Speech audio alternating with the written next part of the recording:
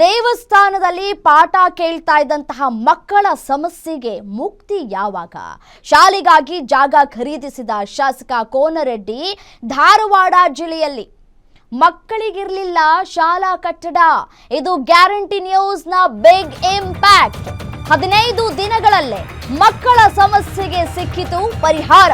ಮೊದಲಿನಿಂದಲೂ ಕೂಡ ದೇಗುಲದ ಜಗುಲಿ ಮೇಲೆ ಪಾಠವನ್ನ ಮಾಡಲಾಗ್ತಾ ಇತ್ತು. ಮಕ್ಕಳು ಅಲ್ಲೇ ಕೂತ್ಕೊಂಡು ಪಾಠ ಕೇಳ್ತಾ ಇದ್ರು.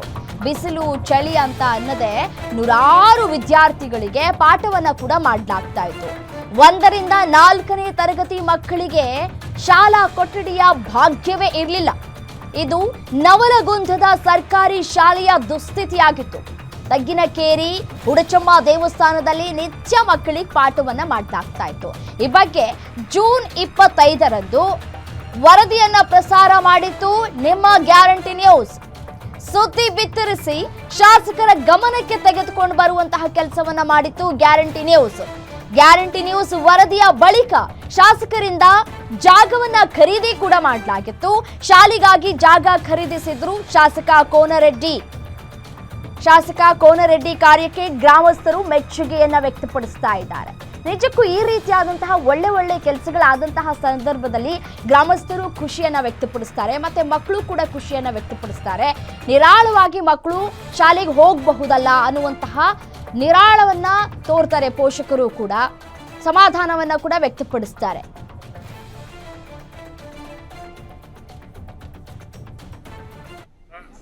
ಪ್ರಾಥಮಿಕ ಶಾಲೆಗೆ ನಂಬರ್ 9 ಆ ಶಾಲೆಗೆ ಜಾಗ ಇರಲಿಲ್ಲ. ಅದು ದೇವಸ್ಥಾನದಲ್ಲಿ ನಡ್ಕೊಂಡು ಬಂದಿತ್ತು. ಇವತ್ತು ಅದಕ್ಕೆ ಜಾಗ ಗುರುತು ಮಾಡಿ ಮಂಜೂರಾತಿ ಪಡೆದು ಇವತ್ತು ಕಾಗದ ಮಾಡಿ ಅದು ಕಟ್ಟಡ ಕಟ್ಟತಕ್ಕಂಥ ತೀರ್ಮಾನವನ್ನು ಈಗ ತಿಳ್ಕೊಂಡ್ರಿ. ಗ್ಯಾರಂಟಿ ಟಿವಿಯವ್ರು ಸ್ವಲ್ಪ ಹೆಚ್ಚು ಅದನ್ನು ಪ್ರಚಾರ ಕೊಟ್ಟಿದ್ರಿ. ಗುಡಿಯಾಗ ನೀಡಾಕತ್ತೈತಿ, ಶಾಸಕರು ಏನು ಮಾಡ್ತಾರಂತ ಇವತ್ತು ಮಾಡಿ ತೋರಿಸಿ ಅನ್ನೋದು ಗ್ಯಾರಂಟಿ ಟಿವಿಯವ್ರಿಗೂ ಹೇಳಿಕ್ ಬೈತು.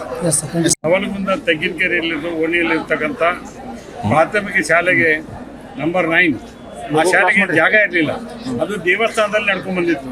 ಇವತ್ತು ಅದಕ್ಕೆ ಜಾಗ ಗುರುತು ಮಾಡಿ ಮಂಜೂರಾತಿ ಪಡೆದು ಇವತ್ತು ಕಾಗದ ಮಾಡಿ ಅದು ಕಟ್ಟಡ ಕಟ್ಟತಕ್ಕಂಥ ತೀರ್ಮಾನವನ್ನು ಈಗ ತಿಳ್ಕೊಂಡ್ರಿ. ಗ್ಯಾರಂಟಿ ಟಿವಿಯವ್ರು ಸ್ವಲ್ಪ ಹೆಚ್ಚು ಅದನ್ನು ಪ್ರಚಾರ ಕೊಟ್ಟಿದ್ರು. ಡೀಟೇಲ್ಸ್ ನೀಡ್ತಾರೆ ಶ್ರೀಧರ್, ದೂರವಾಣಿ ಸಂಪರ್ಕದಲ್ಲಿದ್ದಾರೆ. ಶ್ರೀಧರ್, ನೋಡಿ, ವರದಿ ಬಿತ್ತರ ಮಾಡಿದಂತಹ ಕೇವಲ 15 ದಿನಗಳಲ್ಲೇ ಶಾಸಕರು ಸ್ಪಂದಿಸಿದ್ದಾರೆ. ಮಕ್ಕಳ ಸಮಸ್ಯೆಗೆ ಈಗ ಒಂದು ಕಡೆ ಮುಕ್ತಿ ಸಿಕ್ಕಂತಾಗಿದೆ. ಬಟ್ ಆದರೆ ಒಂದು ಕಡೆ ಕಟ್ಟಡ ನಿರ್ಮಾಣ ಕೂಡ ಆಗಬೇಕಾಗಿದೆ. ಅದು ಯಾವಾಗಿಂದ ಶುರುವಾಗತ್ತೆ ಅಂತ ಹೇಳಿ? ಖಂಡಿತ ರಮ್ಯ, ಈಗಾಗಲೇ ಏನು ನಾವು ಕೂಡ ಈ ವರದಿಯನ್ನ ಬಿತ್ತರಿಸಿದ್ವಿ.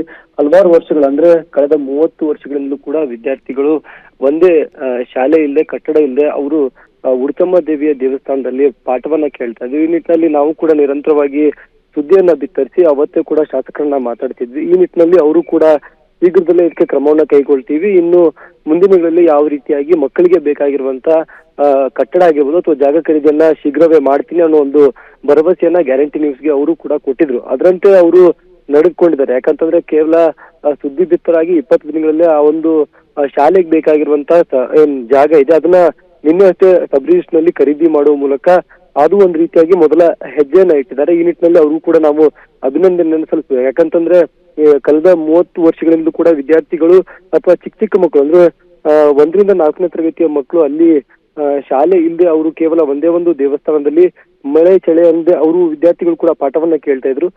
ಸರಿಸುಮಾರು 60ರಿಂದ 70 ವಿದ್ಯಾರ್ಥಿಗಳು ಇರುವಂತ ಈ ಒಂದು ಶಾಲೆ ಇರುವಂತದ್ದು. ಹೀಗಾಗಿ ನಿರಂತರವಾಗಿ ಅಲ್ಲಿ ಕೂಡ ಮಕ್ಕಳಿಗೆ ಒಂದು ರೀತಿ ಕಟ್ಟಡ ಇರಬೇಕಿತ್ತು. ಅಷ್ಟೇ ಅಲ್ಲದೆ ಗ್ರೌಂಡ್ ಬೇಕಾಗಿತ್ತು. ಮಕ್ಕಳು ಆಟ ಪಾಠಕ್ಕಾಗಿ ಒಂದಿಷ್ಟು ಕಾರ್ಯಗಳು ಬೇಕಾಗಿತ್ತು. ಈ ನಿಟ್ಟಿನಲ್ಲಿ ನಾವು ಕೂಡ ಗಮನವನ್ನ ಸೆಳೆದಾಗ ಅವರು ಕೂಡ ಒಂದು ರೀತಿಯಾಗಿ ಉತ್ತಮವಾದ ಸ್ಪಂದನೆಯನ್ನ ಕೊಟ್ಟರು. ಅಷ್ಟೇ ಅಲ್ಲದೆ ಅಲ್ಲಿನ ಸ್ಥಳೀಯ ನಾಗರಿಕರು ಕೂಡ ಈ ಒಂದು ನಿರಂತರವಾಗಿ ಹೋರಾಟವನ್ನ ಮಾಡ್ಕೊಂಡಿದ್ರು. ಯಾವುದೇ ರೀತಿಯಾಗಿ ಕಟ್ಟಡದ ವ್ಯವಸ್ಥೆ ಇಲ್ಲ, ಕಟ್ಟಡದೊಂದು ಆದ್ರೆ ಇಲ್ಲಿ ಎಲ್ಲರೂ ಕೂಡ ಅನುಕೂಲ ಆಗುತ್ತೆ, ಮಕ್ಕಳು ಕೂಡ ಸರಿಯಾಗಿ ಪಾಠವನ್ನ ಕೇಳಲು ಅನುಕೂಲ ಆಗುತ್ತೆ ಅನ್ನೋ ಒಂದು ಮಾತನ್ನ ಕೂಡ ಹೇಳಿದ್ರು. ಈ ನಿಟ್ಟಿನಲ್ಲಿ ಈಗ ಶಾಸಕರು ನುಡಿದಂತೆ ನಡೆದಿರುವಂತದ್ದು. ಈ ನಿಟ್ಟಿನಲ್ಲಿ ನಿನ್ನೆ ಅಷ್ಟೇ ಸಬ್ ರಿಜಿಸ್ಟರ್ ನಲ್ಲಿ ಜಾಗವನ್ನ ಖರೀದಿ ಮಾಡಿ ಅಂದ್ರೆ ಪುರಸಭೆಯಿಂದ ಅದನ್ನ ಸರ್ಕಾರಿ ಶಾಲೆಗೆ ಖರೀದಿಯನ್ನ ಮಾಡಿ ಈಗ ಮಕ್ಕಳ ಒಂದು ವಿದ್ಯಾಭ್ಯಾಸಕ್ಕೆ ಮುಂದಾಗಿರುವಂತದ್ದು. ರಮ್ಯ.